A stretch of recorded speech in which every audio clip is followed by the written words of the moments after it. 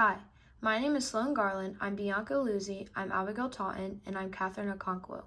The purpose of this presentation is to inform you about the critical topic of clean water access in the United States through court cases, recent events, and stories. Although there is no explicit constitutional right to clean water, the Property Clause allows Congress to regulate and manage water resources on federal lands, supporting national involvement in water quality and supply. In civil rights cases, the 14th Amendment is used to argue that denying access to safe water can violate equal protection and fair treatment under law. Currently, in the United States, about 30 million people live where drinking water systems are not safe. Our water infrastructure is getting old and underfunded.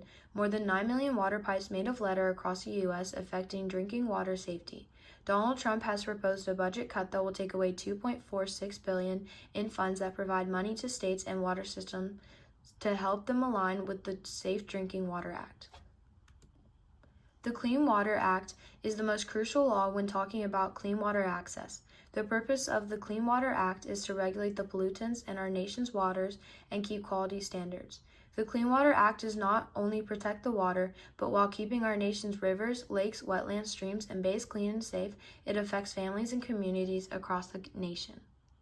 In April of 2024, the Biden-Harris administration finalized the first national drinking water standard that fights against PFAS pollution. The PFAS are human-made chemicals that cause serious health issues like cancer. This executive act is crucial because it requires public water systems to check for these chemicals to ensure the safety of water. On May 25, 2023, in the case Sackett v. EPA, U.S. Supreme Court ruled that only wetlands with a continuous surface connection to larger bodies of waters are protected by the Clean Water Act.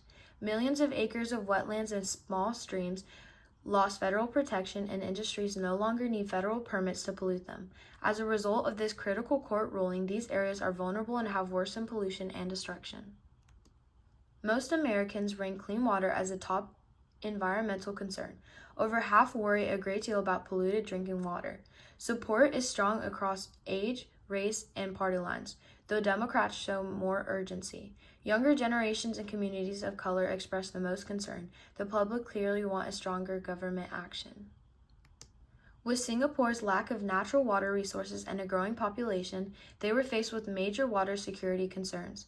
The government launched a long-term strategy known as the Four Nation Taps: rainwater, imported water, desalination, and recycled waste called New Water.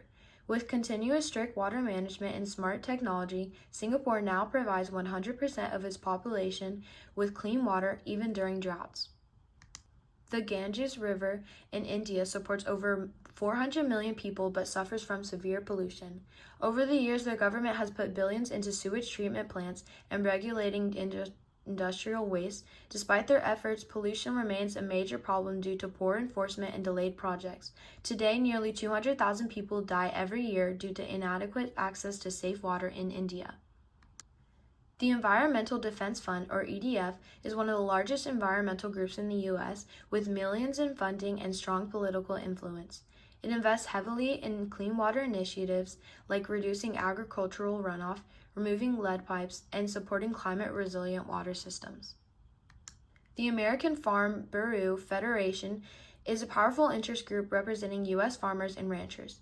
While they support clean water, they often oppose federal rules like the Clean Water Rule or strict wetland protections, arguing they make farming too hard and expensive. AFBF favors local control and voluntary conservation over federal mandates. Texas is a conservative state that has dealt with clean water access by enforcing water quality standards through the Texas Commission on Environmental Quality. Texas relies heavily on local control for water issues. The state has invested billions in infrastructure through the Texas Water Development Board. After crises like in Jackson County, Texas increased testing and grants for rural systems. Still, many towns struggle with aging pipes and limited state oversight.